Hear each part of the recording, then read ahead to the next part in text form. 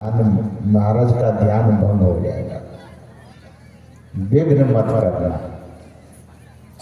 राजा साष्टांग प्रणाम कर पुनः रथ पर बैठ जाता है और अपने महल को लौट जाता है। अभी हम आप संगति की बात सुन रहे थे, सत्संग की महिमा को सुन रहे थे। सज्जनों,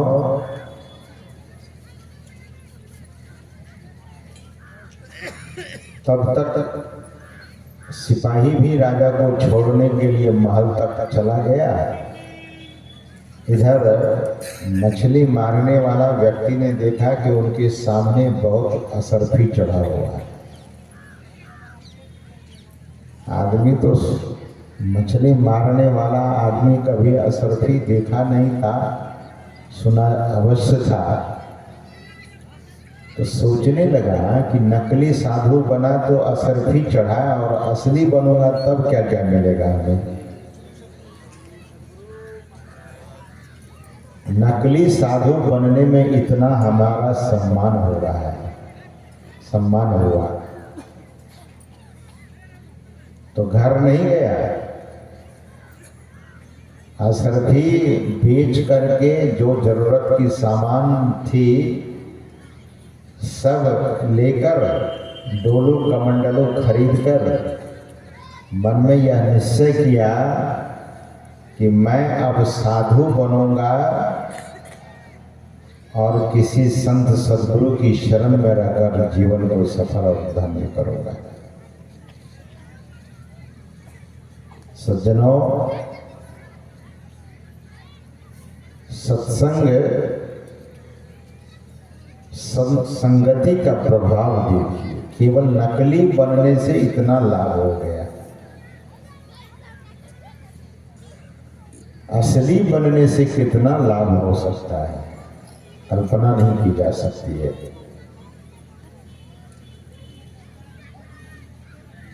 अभी शंकराचार्य जी महाराज की वाणी में हम आप लोगों ने सुना कि सत्संगत्वे निःसंगत्वम्।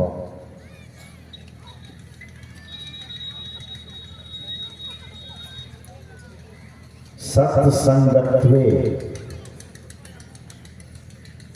सत्संग से क्या उसका फल क्या है। तो महापुरुष सबसे पहले मैं अक्सर कहा करता हूं कि फल श्रुति की ही चर्चा करते हैं। निःसंगत्वम्, निःसंगता की प्राप्ति हो जाती है। कल मैं खरकट्टा में था। हमारे इस मंच के जो संचालक महोदय हैं श्री रघुनंदन बाबू, तो कुंदन कुमार जी का बहुत आग्रह था कि महाराज श्री आपके पास कल समय है तो हमारे यहाँ पधार जाइए। तो कल भी पूज्यपाद महर्षि संतसेवी परमहंस जी महाराज की पावन जयंती थी, तो वहाँ के भक्तों ने आग्रह किया कि कुछ कहा जाए सत्संग मंदिर में।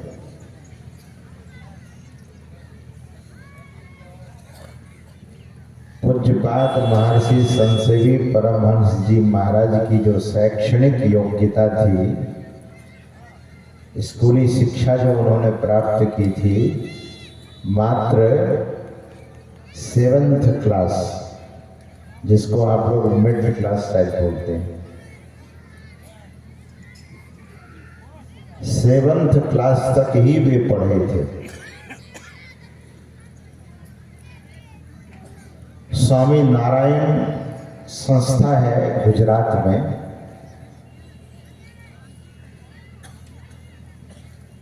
तो पूज्यपाद को आमंत्रण दिया गया था, निमंत्रण दिया गया था। तो बहुत साधु महात्मा को आमंत्रित किया गया था। उस कार्यक्रम में एक तरह का संत सम्मेलन था। उस संत सम्मेलन में पूज्यपाद महर्षि संतसेवी परमहंस जी महाराज जब पहुंचे तो इनको मात्र 15 मिनट का समय दिया गया कि आप अपने मंतव्य को यहाँ व्यक्त कीजिए 15 मिनट के लिए। तो पूज्यपाद की शैली बहुत अनोखी थी।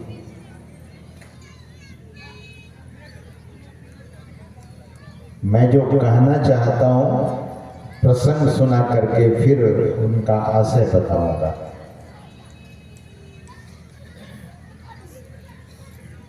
जब पूज्यपाद के सामने माइक व्यवस्थित किया गया और बोलना प्रारंभ किया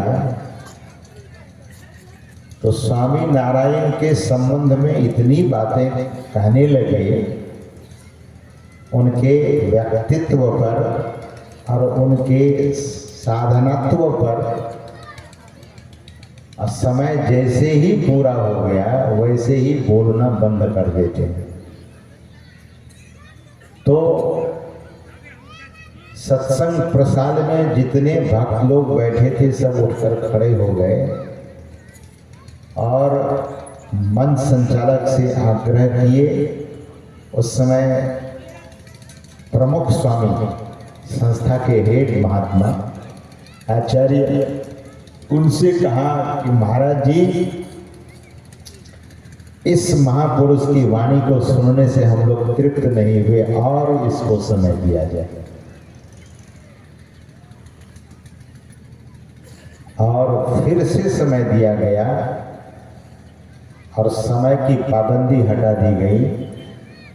और पूज्यपाद जब बोले तो हम लोगों के यहाँ जब कोई बात अच्छी लगती है तो श्री सद्गुरु महाराज की जय करते हैं, और उधर के लोगों को कोई बात अच्छी लगती है तो ताली वे लोग बजाते हैं। कभी कभी हमको भी नहीं समझ में आया अभी तक। एक जगह हम भी सत्संग कर रहे थे तो कुछ लोगों ने ताली बजा दी, तो एक सज्जन ने कहा कि ताली नेताओं में बजती है, लेकिन बात ऐसी नहीं है, ये तो बहुत पुरानी बात है। स्वामी विवेकानंद जी वगैरह बोलते थे तो ताली ही बजाई जाती थी, इसमें कोई अपराध नहीं है। मुझे नहीं लगता है कि कोई ये बेतुकी बात है। खैर, तो लोग बहुत तृप्त हुए, बहुत संतुष्ट हुए। मेरा कहने का भाव ये कि साथ ही क्लास जो स्कूली शिक्षा उन्होंने पाई थी बस 7 क्लास की, लेकिन संत सद्गुरु की जो संगति मिली, उनका जो सानिध्य मिला, उनके प्रभाव में जो अपना जीवन को व्यतीत किया, तो बड़े बड़े विद्वान भी उनके सामने सिर झुका देते थे। सत्संग अगर कोई ढंग से सुन ले तो जीवन में परिवर्तन होता है। संतवाणी गलत नहीं हो सकती है। जो कोई जाय मिलय उनसु नर हो तो पवित्र लगे हरि रंगा। हरि रंग अवश्य उसे लग जाता है। दोष कलंक सबय मिट जाए। जीवन में जो दोष है वो मिट जाएगा। जीवन में जो कलंक है लगा हो वो भी समाप्त हो जाएगा। तो सज्जनों में निवेदन कर रहा था कि ये आसक्ति छूटेगी कैसे। शंकराचार्य जी महाराज कहते हैं निसंगत्वम, सत्संगत्वे निसंगत्वम। सत्संग करेंगे तो निसंगता प्राप्त हो जाएगी, आसक्ति छूट जाएगी। शास्त्र कहता है कि व्यक्ति कुछ देता है तो देने का भाव क्या है? देने में अगर अभिमान है तब वह देना देना नहीं हुआ। अभिमान रहित। इसमें जो बहुत लोग आकर सत्संग में बैठे हैं, तो यहाँ कुछ आप लोग दे रहे हैं कि नहीं? आप लोग कुछ दे रहे हो? बहुत लोग कहेंगे महाराज हम तो बैठे हैं, दे तो कुछ नहीं रहे हैं, लेकिन ध्यान तो दे रहे हैं, बातों पर वचनों पर ध्यान तो दे रहे हैं, देना तो हो ही रहा है। दूसरी बात, आप अपना समय भी दे रहे हैं। जब तक देना नहीं होगा तो लेना भी नहीं होगा। आप आए चलकर समय दे रहे हैं और ध्यान देकर सुन रहे हैं, देना तो होता ही है। किसान खेतों में बीज डालता है तो बहुत कुछ उसे मिल जाता है। अधिकांश लोग यहाँ किसान वर्ग के सज्जन बैठे हैं। आप किसान सज्जन खेतों में जब बीज डालते हैं, किसान जब बीज डालता है तो फसल जब बढ़ती है तो फसल के साथ साथ घास भी जो अनवांटेड है, the unwanted grass is there. जो घास किसान नहीं चाहता है, लेकिन घास भी साथ साथ आ जाता है। वैज्ञानिक लोगों ने खोजा कि किसान लोग परेशान है तो घास गलने का कोई स्प्रे या पाउडर पता नहीं क्या छिड़क देता है, फसल बची रहती है, घास गल जाती है। तो जीवन में भी इसी तरह से घर के कोई भी सदस्य, घर के जो मालिक होते हैं, उनको कभी ये नहीं रहता है कि किसी को गुस्सा आ गया घर में, लेकिन गुस्सा लोगों में गुस्सा आ जाता है जो अनवांटेड है, जो नहीं चाहते। सज्जनों, विद्यार्थी ने बहुत समय लगाया, पढ़ने में समय दिया तो योग्यता हासिल कर लिया। देना तो जरूरी है। जो विद्यार्थी अपने समय को गंवा दिया, पढ़ने में समय नहीं दिया, पढ़ने में समय नहीं लगाया, तो वो योग्य नहीं हो सका। तो हम आप अगर सत्संग में समय देंगे, मन को लगाएंगे, तो सज्जनों, शंकराचार्य जी महाराज कहते हैं कि निसंगता प्राप्त हो जाएगी, यानी आसक्ति छूटेगी। एक महात्मा, बड़े प्रसिद्ध महात्मा हुए वृंदावन में, अब उनका शरीर नहीं रहा। स्वामी राजेश्वरानंद जी महाराज, वो बड़े सुंदर ढंग से कहते थे आसक्ति के संबंध में। आसक्ति, संत लोग कहते हैं कि कैसे संसार में रहिए। गुरु महाराज की वाणी में, अनासक्त जग में रहो भाई, दमन करो इंद्रण दुखदाई। सतगुरु महाराज कहते हैं कि leave in this world with detachment. With attachment, if you are living in this world, so many pressure and tension and so many sorrow is going to bind you. ये दुख आपको घेर लेगा। तो स्वामी राजेश्वरानंद जी महाराज कहते थे, आसक्ति कहीं से भी आ सकती है, कहीं से भी आ जाएगी वो आसक्ति। जो आसक्त लोग होते हैं, साधु लोग निरासक्त होते हैं। जिसमें कोई आसक्ति नहीं होती है।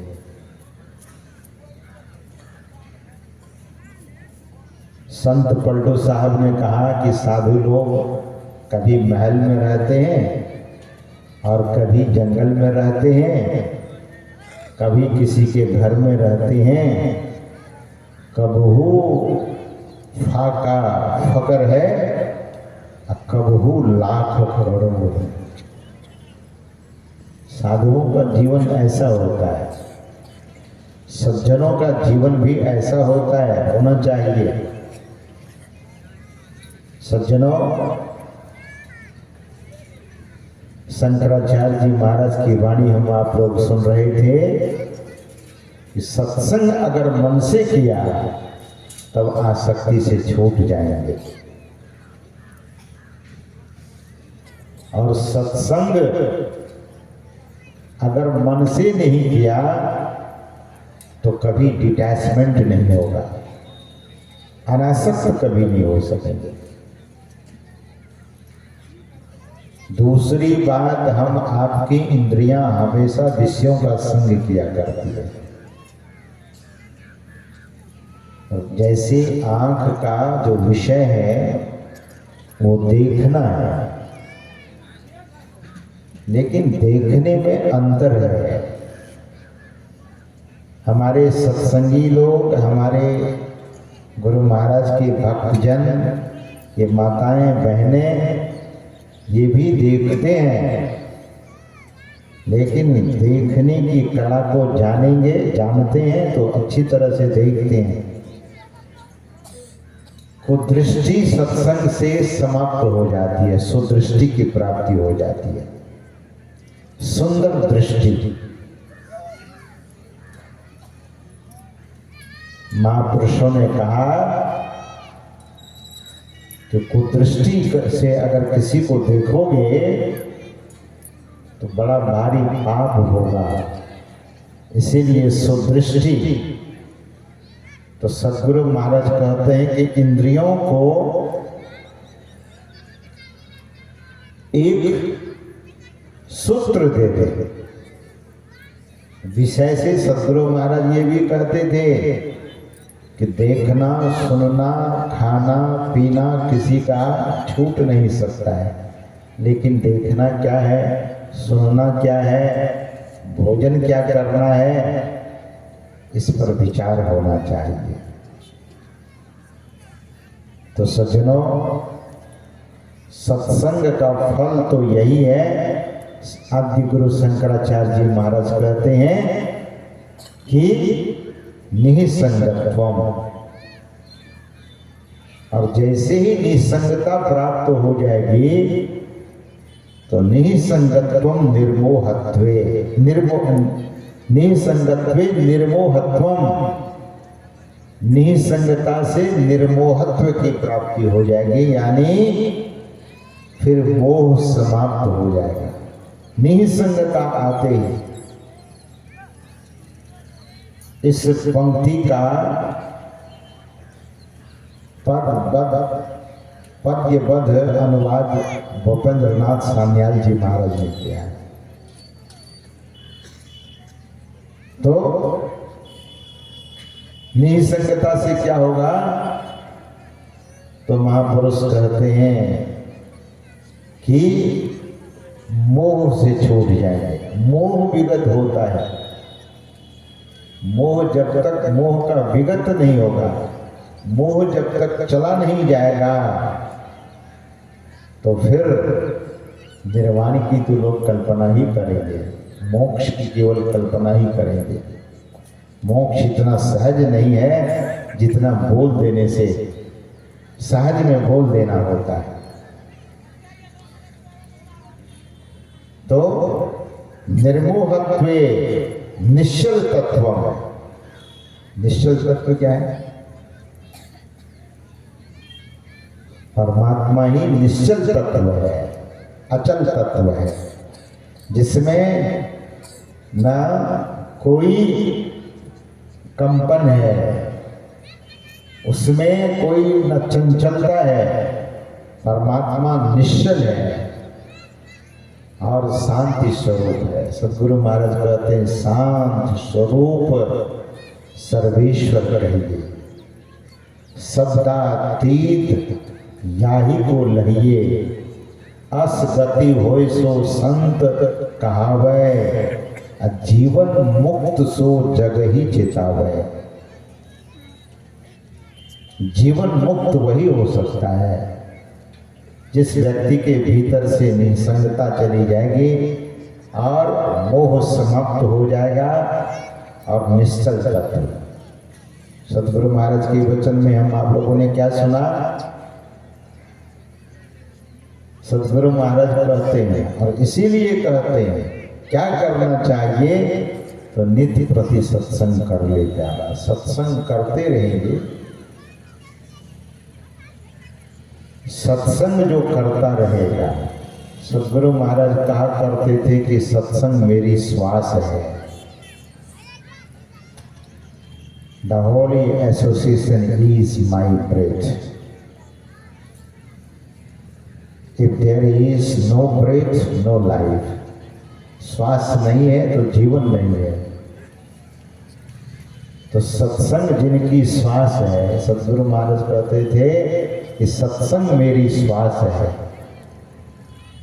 तो श्वास जिनको सत्संग इतना प्रिय है कि श्वास की तुलना कर दी।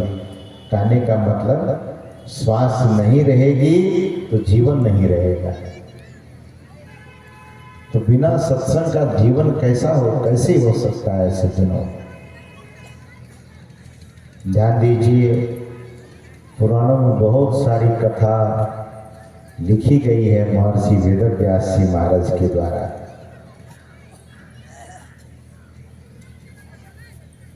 एक कथा आती है राजा उत्तानपाद की।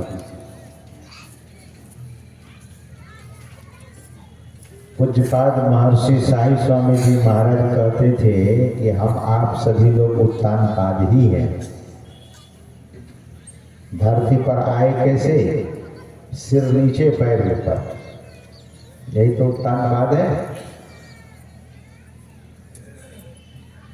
तो राजा उत्तानपाद की दो रानियां थी। पहली रानी का नाम था सुनीति और दूसरी रानी का नाम था सुरुचि। जीव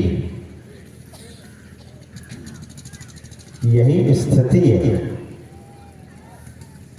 पहले सुनीति से विवाह होता है राजा उत्तानपाद का। सुनीति सत्संगी परिवार से थी।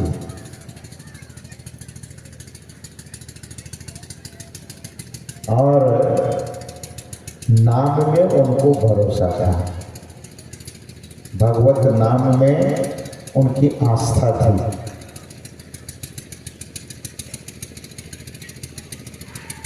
राजा यानी जीव को सुनीति धीरे धीरे सुनीति के भीतर में अवगुण उसे दिखने लगा। जीव का स्वभाव है सज्जनों, अच्छे चीजों में भी लोग दुर्गुण देखने लगते हैं। महापुरुषों में भी दुर्गुण का दर्शन व्यक्ति करने लगता है।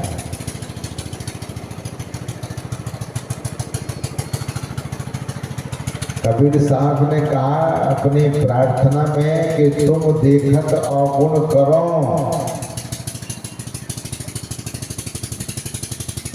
आपको जब मैं देखता हूं तो आपके भीतर में मैं अवगुण देखना प्रारंभ कर देता हूं। सदगुरु का मतलब क्या है? जहां सत्य है, जिसमें गुरुता है, जो गुरुत्व से भरा हुआ है, जो सत्य से भरा हुआ है, उसे सदगुरु कहते हैं। और सद्गुरु में भी लोग दुर्गुण का दर्शन जब करता है तो समझ लीजिए कि अब उसका अकल्याण होने वाला है। तो सुनीति इतनी सुलक्षणा थी, शीलवती थी, सुनीति में इतनी सदाचार, सुनीति शिष्टाचार से भरी हुई थी और पवित्रता से भरी हुई थी। कालांतर से जब सुनीति को पुत्र की प्राप्ति हुई तो राजा की आसक्ति उनसे छूटने लगी। तो अच्छी बात है, आसक्ति छूटे तो अच्छी बात है, लेकिन राजा उसमें अवगुण देखने लगा। धीरे धीरे राजा की कुसंगति हो गई और राजा एक ऐसे नारी से विवाह कर लेता है, वह नारी जो पूरी संसारी थी, सांसारिक नारी थी, आध्यात्मिकता का जरा भी लेश मात्र नहीं था। ऐसी नारी से राजा का विवाह हो जाता है। हम आप यह जो जीव है संसार में, इनकी दो चीजें भीतर में, एक है सुबुद्धि और दूसरी है कुबुद्धि। गोस्वामी जी मानस में कहते हैं कि सुबुद्धि कुबुद्धि सबके उर रही, नाथ पुराण निगम अस कहहि। सुबुद्धि और कुबुद्धि सबके भीतर रहती है। सुबुद्धि नारी, सुबुद्धि रूपी सुनीति का राजा त्याग कर देता है और कुबुद्धि रूपी नारी सुरुचि का राजा, सुरुचि से राजा विवाह कर लेता है। और यही परेशानी हो गई जीवन के लिए। सुनीति ध्रुव जैसे पुत्र को जन्म दी है और सुरुचि से भी कालांतर में एक पुत्र उत्पन्न हुआ जिसका नाम रखा उत्तम। नाम तो बड़ा सुंदर है, उत्तम, लेकिन उत्तमता किसमें थी? संसार की वस्तुओं को प्राप्त करने में, उत्तम उत्तम चीजों को संग्रह करने में, इकट्ठा करने में, सारे उत्तम भोग के पदार्थ सुरुचि इकट्ठा करने लगी। मैं मलेशिया में था, वहां का प्रधानमंत्री, उनकी एक पत्नी थी और मलेशिया का बहुत सारा धन ले जाकर के दुबई में वे रख कर आ जाती थी। तो मलेशिया का जो डॉलर है उसको रिंगिट बोलते हैं, अब तो वो रिंगिट कहलाने लगा है, पहले डॉलर ही था, तो कम होने लगा। प्रधानमंत्री की पत्नी चार्टर्ड प्लेन से मलेशिया से कोलालमपुर शहर है कोलालमपुर, मलेशिया की राजधानी है कोलालमपुर, प्लेन में, चार्टर्ड प्लेन में, स्पेशल प्लेन में बैठकर अब बहुत सारा सोना लेकर के दुबई उड़ जाती थी, वहाँ रख आती थी, वहाँ बड़ा घर खरीद रखे थे। प्रधानमंत्री का नाम नजीब, मुसलमान था। तो धीरे धीरे लोगों को जानकारी हुई और उनको प्रधानमंत्री पद से हटा दिया गया। आज भी मिस्टर नजीब जो प्रधानमंत्री मलेशिया का था, वो जेल में सड़ रहा है। तो धन किस काम का? उसकी पत्नी भी जेल में, मलेशिया के जेल में सड़ रही है। धन रख करके आई कहाँ? दुबई में। यही है, उत्तम उत्तम चीजों को संग्रह तो किया लेकिन परमात्मा को मंजूर नहीं था। सुरुचि भी राजा पर इतना अपना प्रभाव दे दी, कुछ होता था तो सुरुचि कहती थी बात नहीं मानोगे तो मैं मर जाऊंगी। कोई कोई नारी ऐसी होती है, पति को आए दिन धमकी देते ही रहती है। आप लोगों की बात मैं नहीं कर रहा हूं, लेकिन आए दिन पति को मारे धमकी पर धमकी, अगर बात नहीं मानिएगा तो जहर खा लूंगी। और घटना तो होती ही रहती है सज्जनों।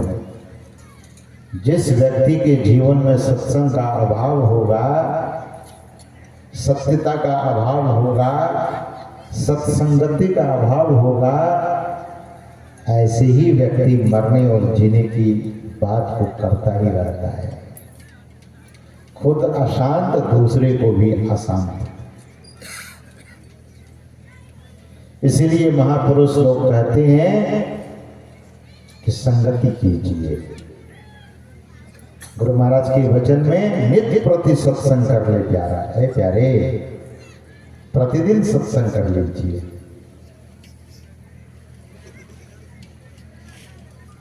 प्रतिदिन सत्संग करेंगे तो मन पर सत्यता का प्रभाव हो जाएगा, सत्य का प्रभाव।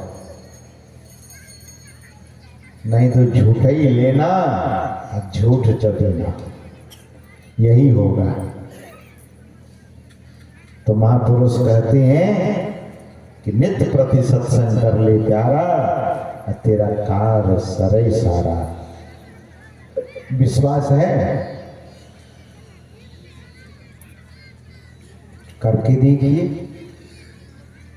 विश्वास होना चाहिए। पूज्य गुरु महाराज के एक शिष्य हुए, शरीर तो काठमांडू से उधर था। सुनते हैं कि 60 वर्ष होने के बाद वो अपने एक बार जन्मभूमि गए, कुछ दल बहादुर बाबा। 60 वर्ष जब बीत गया तब वे गए जन्मभूमि। तब तक बहुत उम्र हर गई थी। जो जिसको बचपन में देखा था वो बूढ़े हो गए थे। न बाबा किसी को पहचाने, न बाबा किसी को, बाबा को कोई न पहचाना। बाबा ने कहा कि मेरा यहाँ घर था, ये था, वो था, बोले नहीं।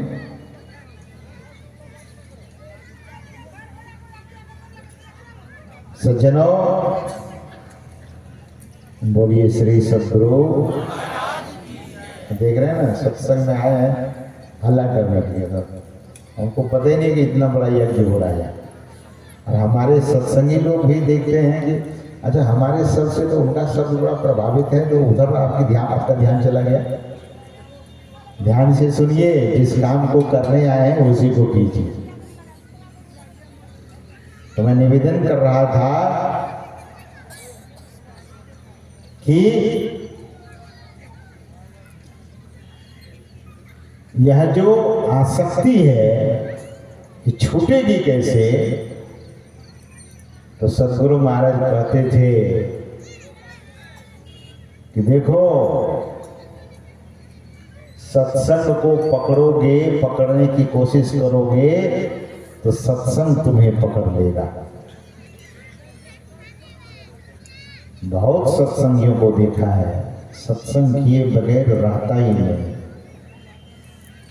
सत्संग की लत लग जाए, सत्संग की आदत लग जाए, यही बड़ी बात जीवन में हो जाएगा। तो सज्जनों,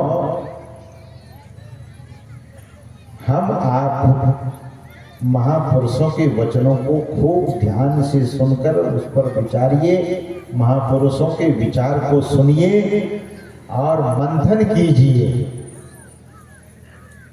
तब जीवन में फिर दुख का मुंह देखना नहीं पड़ेगा। तो उत्तम उत्तम वस्तुओं का संग्रह बहुत लोग करता है। सुरुचि ऐसी नारी थी, पुत्र का जन्म तो उन्होंने भी दिया, नाम उत्तम रखा, लेकिन काम उत्तम नहीं हुआ।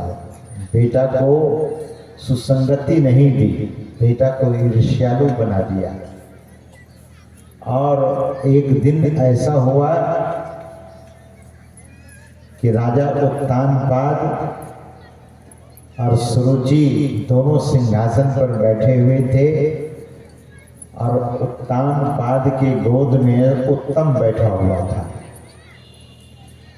ध्रुव राजमहल के प्रांगण में जब आता है तो देखता है कि मेरा भाई पिता की गोद में बैठा हुआ है। बच्चा था, स्वाभाविक ही बच्चे को पिता का गोद बड़ा प्रिय होता है। बच्चा चलता फिरता है, लेकिन जब अपने पिता की गोद में वो जाता है तो स्वाभिमान से भर जाता है।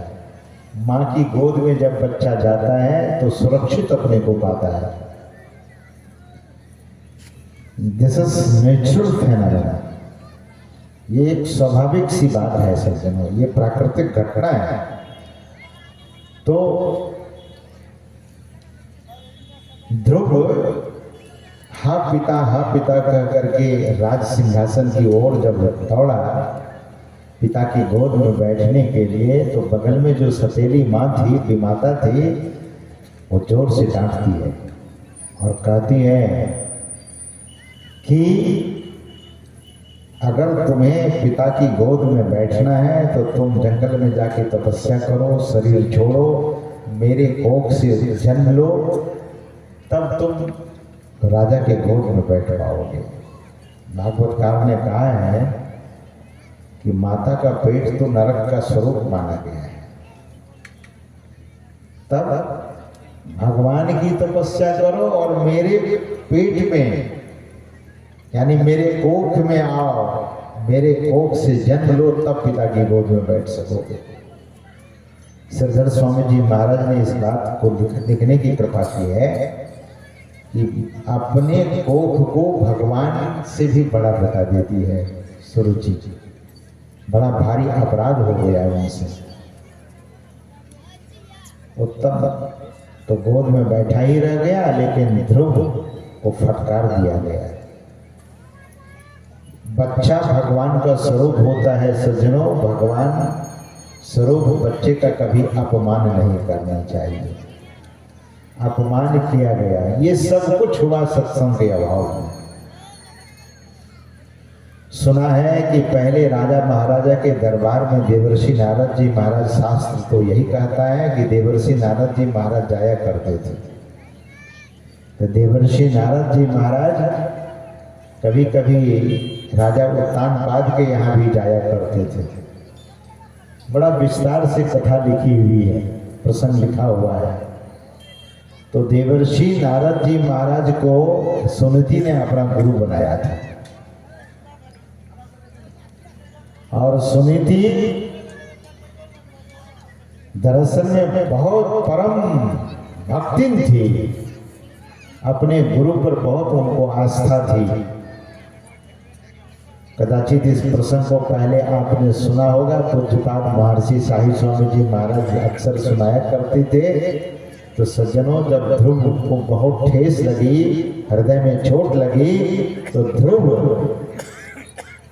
अपनी माँ के पास जाता है, रोता है। माँ का स्नेह अपनी आंचल से उनके आंसू को पोंछते हुए कहती है, तुम आखिर कब तक अपने पिता की गोद में बैठोगे? वत्स, ऐसे पिता की गोद में जाकर बैठो जहां से तुझे उतरना नहीं पड़ेगा। ध्रुव को बात अच्छी लगी। ध्रुव को संस्कार दिया गया था बचपन से। सज्जनों, ध्रुव को संत का चरित्र सुनीति सुनाती थी। आप भी, मैं तो निवेदन करूंगा, आप भी अपने बच्चों को संतों का चरित्र सुनाइए। बहुत भारी सत्संग हो जाएगा आपके घर में, आपके परिवार में। बहुत लोग, बहुत माताएं बहन अपने बच्चे को लेकर के आती है और कहती है कि महाराज मेरा बच्चा बिगड़ गया है, तो संगति हो गई है।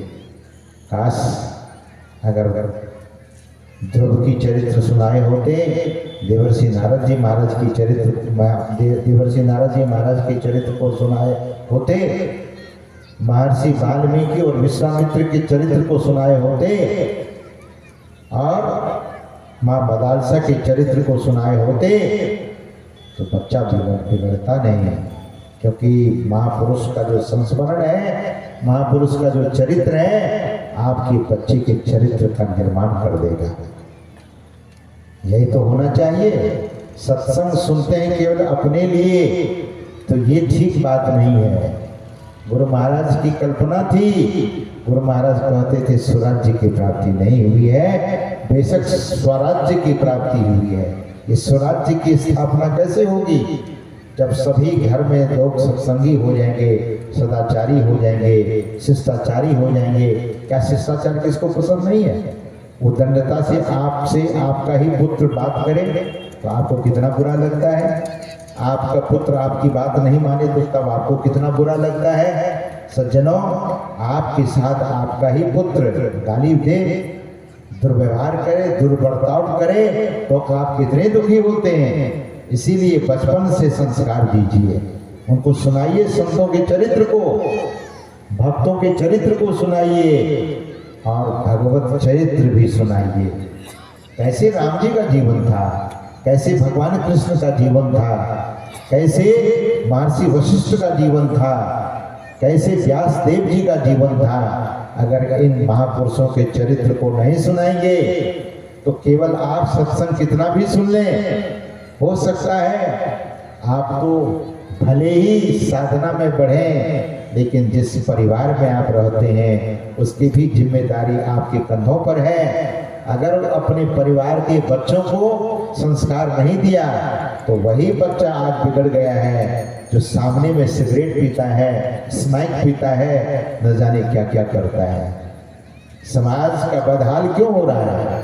समाज की दशा दुर्दशा के रूप में क्यों होती चली जा रही है? उसका वजह है कि अपनी जिम्मेवारी को लोगों ने छोड़ दिया है। और कहता क्या है, जो गार्जियन होते हैं वे कहते हैं कि बच्चा लोग बात ही नहीं सुनता है। महाराज, संस्कार अगर ध्रुव के जैसा दिया जाता, उत्तम के तरह नहीं, उत्तम को तो उसकी माँ कहती थी कि जो देख रहे हो वही सच है, दुनिया ही सच है, संसार ही सत्य है। लेकिन बात ऐसी तो नहीं है। मैं एक प्रसंग सुनाया करता हूं। गुरु नानक देव जी महाराज अपने शिष्य को, मर्दाना को 2 पैसे हाथ में देकर कहते हैं कि मर्दानिया, 1 पैसे का सच और 1 पैसे का झूठ हमें लाकर दे दो, सौदा करके आओ। मर्दाना 2 पैसा लेकर जाता है बाजार में और पैसे दिखाते हुए दुकानदारों से कहता है, भाई 1 पैसे का सच और 1 पैसे का झूठ दे दो। दुकानदार ने कहा कि पागल है, हम सामान बेचते हैं या सच या झूठ बेचते हैं। मर्दाना बहुत दुकानदारों को पूछा, 1 पैसे का सच और 1 पैसे का झूठ दे दो, लेकिन बात पटी नहीं, बात बनी नहीं, निकल गए। जाते जाते जाते एक सेठ था जो गुरु नानक देव जी महाराज के शिष्य थे, नाम था सेठ दुलीचंद। सेठ दुलीचंद के पास जब गए और कहा कि 1 पैसे का झूठ और 1 पैसे का सच दे दो, तो दुलीचंद ने पैसा पकड़ लिया और कहा कि लो, कागज के एक टुकड़े में लिखा कि जीना झूठ है और मरना सच है। दूसरे कागज में लिख दिया, कागज के दूसरे टुकड़े में, कागज के एक टुकड़े में जीना झूठ है और दूसरे टुकड़े में सेठ दुलीचंद ने लिखा कि मरना सच है। कहा कि जाओ, मैंने तुझे सौदा दे दिया, 2 पैसे ले लिए। गुरु नानक देव जी महाराज के पास जब मर्दाना पहुंचे तो मर्दाना कागज का टुकड़ा गुरु नानक देव जी महाराज के चरणों में सौंप दिया। गुरु नानक देव जी महाराज ने कहा कि मर्दाना, 1 पैसे का झूठ और 1 पैसे का सांच तुम ले आए? बोले हाँ महाराज। ये देखिए, पढ़ो इसमें क्या लिखा है। किसने लिखा? बोले सेठ दूलीचंद ने। क्या लिखा है? मरना सच है और जीना झूठ है। इसको क्या कहते हैं सज्जनों? इसको वैराग्य कहते हैं। संसार की वास्तविकता को लिख दिया। मरना तो सच है। सतगुरु महाराज कहा करते थे कि ऑल मैन मस्ट डाई, सब लोग मरेंगे। और कबीर साहब ने तो कहा कि साधो ई मुर्दन के गाँव। संत कबीर साहब कहते हैं कि सब मुर्दे का गाँव है, सब एक दिन मुर्दे हो जाएंगे। बात तो सच्ची है, लेकिन बात कड़वी है। आप कभी भी किसी को बोल देंगे, जो बहुत बड़ा मित्र है, बहुत प्रेमी है, उसको बोल दीजिए कि तुम मर जाओगे कल, तो आपसे बोलना भी छोड़ देगा। कैसी बात करते हो? हम मर जाएंगे? बात तो सही है, कल नहीं, लेकिन आने वाला कल हर आदमी मरता है, मरेगा। तो जीवन में वैराग्य की बात को सुनाया नहीं अपने बच्चों को, राष्ट्र प्रेम सिखाया नहीं, गुरु भक्ति सिखाई नहीं, गुरुजनों की सेवा बताई नहीं, गुरुजनों की सेवा कराई नहीं, तो बच्चे में संस्कार कहाँ से हो जाएगा? एक चैनल है संस्कार चैनल, आप लोग देखे ही होंगे। संस्कार चैनल वाले क्या कहता है? संस्कार हमारी विरासत है, संस्कार हमारी विरासत है। ये दुनिया की धन संपत्ति ये विरासत नहीं है, संस्कार ही विरासत है। तो सुनी थी अपने बेटे को सोते समय, जगते समय, खाली समय में संत चरित्र सुनाते थे। सुनीति ने कहा कि तुम इस पिता की गोद में कब तक बैठोगे? जाओ उस पिता की गोद में बैठना, जंगल में जाकर तपस्या करो। छोटा सा बेटा, 5 साल का ही बच्चा है, और वो माँ दरअसल में दाद देने वाली है। वो माता की हिम्मत देखिए, उस माता के उस सुबुद्धि को जरा देखिए। माता कहती है कि जाओ जंगल में जाकर तपस्या करो। लोग अपने छोटे छोटे बच्चों को, मैं अफसरों के घर में जब जाता हूँ, ऑफिसरों के घर में, तो कभी बच्चे को प्रणाम करवाया था, पूछता हूँ कि वो बच्चा कहाँ गया। जब उस बच्चे के बारे में पूछा जाता है तो कहते हैं कि उस बच्चे को बहुत दूर भेज दिया, महाराज दार्जिलिंग भेजा है। एक ऑफिसर के घर में, एसडीओ साहब के घर में मैं गया तो पूछा कि आपका बेटा कहाँ है? बोले दार्जिलिंग में अभी है। मैं कहा बहुत छोटा है, कैसे भेजे? हम भी तो जानबूझ करके कभी पूछते हैं, देखते हैं कि ये ऑफिसर क्या बोलता है। बोले महाराज बहुत दूर में, दार्जिलिंग में। क्यों? इधर कोई अच्छा स्कूल नहीं था? महाराज बच्चे की पढ़ाई वहाँ बहुत अच्छी होती है। तो मैंने कहा कि स्कूल कौन सा है? बोले महाराज स्कूल तो क्रिश्चियन स्कूल है। अंडा तो खाता होगा ना? बोले महाराज क्या करें, अंडा ही वहाँ जलपान में दिया जाता है।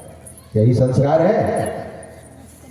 भारत में जब अंग्रेज लोग आया तो भारत के सबसे पहले शिक्षा पर उसने वार किया, गुरुकुल को मिटा दिया। जो सुबह अंडा खाएगा, दोपहर में मछली खाएगा, शाम में मांस खाएगा, उसको कौन सा संस्कार कहेंगे? कौन सा संस्कार होगा वो? और वही बच्चा जब ऑफिसर बनता है तो घूस पर घूस लेता है, दुनिया भर का घूस। ये संस्कार, अच्छे पढ़े लिखे लोग भी सत्संग के अभाव में, सत्संग ज्ञान के अभाव में बड़ी सी बड़ी गलती करता है। अपने बच्चों के साथ ना इंसाफी करता है, बच्चे के साथ इंसाफ नहीं हो रहा होता है, लेकिन वो भोला बच्चा क्या करे, देखता है कि मैं ही अकेला अंडा खाने वाला नहीं हूँ, यहाँ तो जितने बच्चे हैं सब अंडा खाता है, जितने बच्चे हैं सब मछली खाता है, जितने बच्चे हैं सब मांस खाता है। और हिंसात्मक भोजन करने के बाद उनकी वृद्धि क्या सात्विक हो जाएगी, जो कल्पना नहीं करने की। सरकार भी ऐसी है, सरकार में भी वही है, जो मांस मछली अंडा खाने वाला है, वही देश को चला रहा है, वही राज्य को चला रहा है। इसीलिए पलट उदास लखी रोया, असुभर तन पाल के खोया। संत पलटू साहब कहते हैं कि मैं तो लोगों की दशा को देखकर रोता हूँ, मिला था देव दुर्लभ शरीर लेकिन कर्म राक्षस जैसे। इसीलिए समाज में इतना आज हलचल है, समाज में इतनी ईर्ष्या है, समाज में इतना द्वेष है। समाज दरअसल में ऐसे दलदल में फंसा चला जा रहा है, ऐसे दलदलों में फंसा चला जा रहा है। क्या हाल हो गया है, क्या बदहाल है समाज और देश का। इसलिए सत्संग जरूरी है। पूज्यपाद महर्षि साहिब स्वामी जी महाराज कहा करते थे, इतना समझाने पर तो लोगों की ये स्थिति है, इतना सत्संग होने पर, अगर सत्संग होता नहीं तब इस देश दुनिया का क्या हाल होता, तब क्या होता। तो सज्जनों, हम सबों को चाहिए संगति। कबीर साहब के वचन को हम आप सुन रहे थे, संगति सो सुख उपजय, कुसंगति सो दुख जोय, कह कबीर तहाँ जाइए, साधु संग जाओ। वहां जाइए जहां सत्पुरुष लोग अपने अमृतमय वचन को सुनाकर समाज की वो सेवा कर रहे हैं। जो सेवा साधु लोग कर रहे हैं, वो सेवा देश के कोई भी व्यक्ति नहीं करता, नहीं कर रहा है। मैं दावे के साथ कहता हूँ, जितनी सेवा संत कबीर साहब ने किया है, जितनी सेवा गुरु नानक देव जी ने किया है, जितनी सेवा दादू दयाल जी महाराज ने किया है, जितनी सेवा महर्षि में ही परमहंस जी महाराज ने किया है, उतनी सेवा देश का कोई नेता नहीं कर सकता, देश का कोई ऑफिसर नहीं कर सकता। वो तो एक चीज अगर देता है तो बार बार गिनाता है, लिस्ट पर लिस्ट गिनाता है, हमने ये किया, हमने वो किया, हमने वो किया, और लोग ताली पर ताली बजा देते हैं। सज्जनों, साधु संत जितनी सेवा की है समाज की, साधु संतों के ज्ञान से समाज जितना सुदृढ़ है, सुरक्षित है, सुसज्जित है और शिष्ट है, उतना कहीं से नहीं हो सकता। इसलिए सद्गुरु महाराज ने कहा, गुरु की भक्ति साधु की सेवा। साधु की सेवा मिले तो जरूर कीजिए, साधु सेवा से अपने को वंचित मत कीजिए। कह कबीर कहाँ जाइए, साधु संग जाओ। वहाँ जाइए जहाँ साधु का संग मिले। और ये भारत तो ऋषि प्रधान देश है, यह भारत तो कृषि प्रधान देश है। ये जो कृषक लोग हैं कोई साधारण नहीं है। अभी दुनिया में गेहूं का अभाव हो गया है। मैंने समाचार में पढ़ा है, मैं समाचार में ये इधर कुछ दिन पहले मैं सुना है कि गेहूं के मूल्य में 33% बढ़ोतरी हो गई है विदेशों में।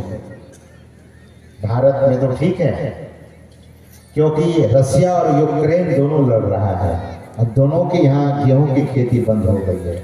दुनिया का सबसे बड़ा निर्यातक, गेहूं का निर्यातक देश यूक्रेन, दूसरा देश रसिया गेहूं में। अब जो IFD कोई संस्था है दुनिया का, वो भारत पर प्रेशर बना दिया है कि गेहूं आप भेजिए, चावल भी भेजिए, चीनी भी भेजिए। दुनिया में तो हाहाकार मचने वाला है। लेकिन हमारे माननीय प्रधानमंत्री जी तीनों पर बैन कर दिया है, ये नहीं जाएगा भारत से पहले हमारा भारत देश। तो दुनिया में तो हलचल मचने वाला है, पता नहीं क्या क्या होने वाला है। लेकिन इनको युद्ध प्रिय है, क्योंकि खान पान इनका ऐसा है। अभिमान कुछ नहीं, अभिमान के लिए लड़ाई चल रही है। ये यहाँ से हमारा, वो वहाँ से तुम्हारा। यही दावेदारी के कारण युद्ध हो रहा है।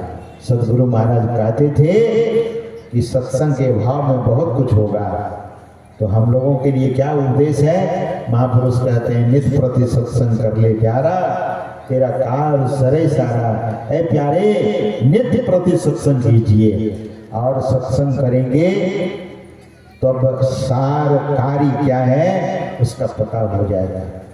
What is the essential work for our human life? That you will understand, that you will know what is the essential work. That means if you are going to do the essential work, then other work you are not going to leave, other work you are going to do also, that will be side by side, but this will be the predominant work.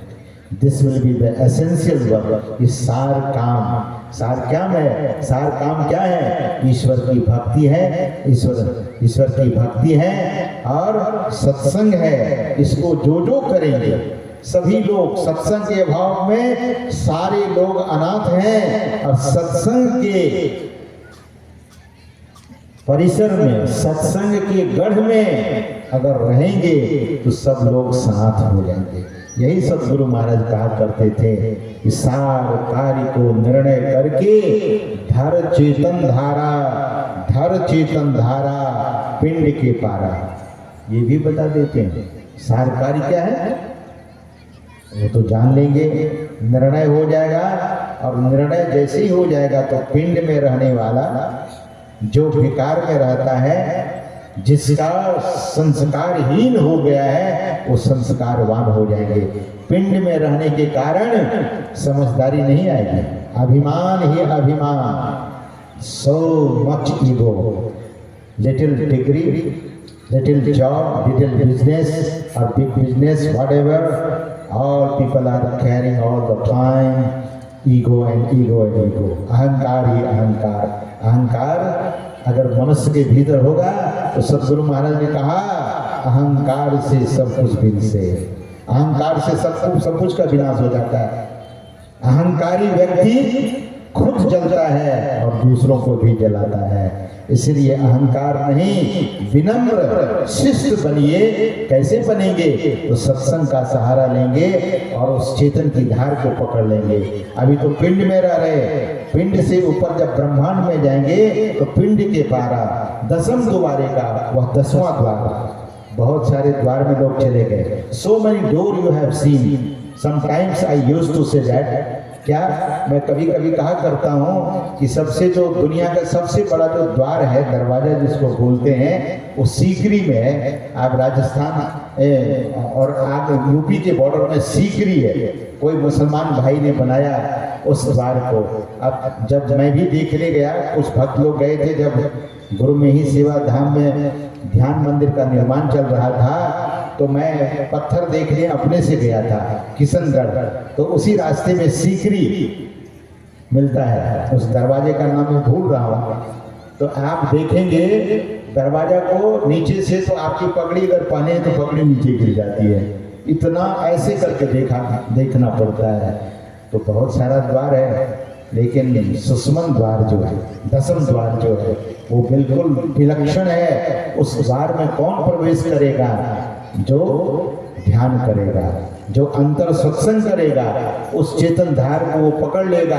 चेतन की धारा वही है, जड़ की धारा पूरा संसार है। जड़ की धारा क्या है? तो मैं अक्सर कहा करता हूँ, जड़ की धारा है काम, जड़ की धारा है क्रोध, जड़ की धारा है लोभ, जड़ की धारा है मोह, जड़ की धारा है मद, और जड़ की धारा है मत्सर। यही 6 धारा, ये जड़ की धारा है। जड़त्व आ जाता है, inertness, you will have very much inertness in your life. जड़ की धारा में लोग कहते हैं, चाहे वो कितना भी धनी है, कितना भी पढ़ा लिखा आदमी है, बड़ा से बड़ा बिजनेसमैन में यही धारा, इसी धारा में दुनिया के तमाम लोग कहे जा रहे हैं। सज्जनों, जो संत सदगुरु की शरण में आता है, जो महापुरुषों की शरण में आता है, वो चेतन की धार पकड़ लेता है। The consciousness, you will be very much conscious and that current, धारा मतलब करंट। और वो करंट कैसा है? जैसे बिजली का करंट, ध्यान से सुनिएगा, जैसे इस माइक में बिजली का करंट है तो आप तक आवाज जा रही है, मोटर में बिजली का करंट है तो मोटर चलती है, गाड़ी में बिजली का करंट है तो गाड़ी आगे चलती है, ट्रेन बिजली से चलती है, हवाई जहाज भी बिजली से ही चलती है, लेकिन वो वायरलेस होता है। वहीं बिजली क्रिएट होकर हवाई जहाज ऊपर में कितने हजार ऊपर फीट पर हवाई जहाज 40,000, 38,000, 32,000, 38,000, कितने हजार फीट पर और इतने द्रुत गति से चलती है। वो करंट, उस करंट की बात, उस धारा की बात सदगुरु महाराज नहीं करते हैं। चेतन की धारा तो सबसे ऊपर की धारा है। अगर मनुष्य नहीं हो तो फिर जहाज भी न उड़े, ट्रेन भी न चले। बहुत बार लोग कहते हैं महाराज आप तो विदेश जाते हैं, आपको पता नहीं है कि ऑटोमेटिक भी चल रहा है सब कुछ, लेकिन ऑटोमेटिक को भी चलाने वाला कहीं न कहीं बैठा हुआ है कंप्यूटर सेंटर पर। मैं सिंगापुर हर साल लगभग जाता हूँ तो वहाँ देखा कि ड्राइवरलेस MRT, वहाँ MRT बोलते हैं और हम आपके भारत में मेट्रो बोला जाता है, मेट्रो ट्रेन। यहाँ भारत में मेट्रो चलता है, वहाँ MRT।